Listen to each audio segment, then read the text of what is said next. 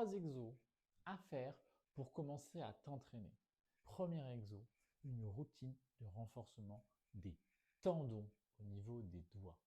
L'objectif, ça va être de préparer mes structures avant de vouloir commencer à faire des charges importantes, soit sur des petites prises, soit avec des suspensions lestées.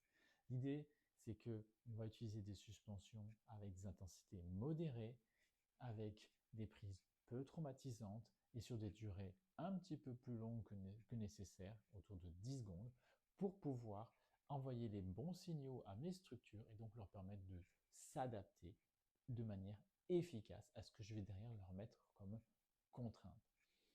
Deuxième exo, ça va être une routine autour du contrôle moteur de ma scapula. L'idée, ça va être de donner un maximum d'amplitude et de contrôle à cette région. Parce que cette région, c'est ce qui va me permettre d'avoir des épaules qui vont être solides quand je vais faire des tractions, des suspensions ou quand je vais grimper et que je vais être dans un état de fatigue avancé. Et donc, je vais pouvoir protéger mes épaules pour la suite. Troisième exo, ça va être tout ce qui est une routine de renforcement autour des muscles antagonistes.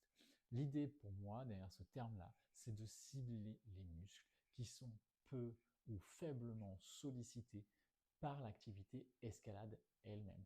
Donc, on va essayer de renforcer, ou en tout cas d'envoyer des signaux pour ne pas générer des déséquilibres trop importants entre mes agonistes et mes antagonistes.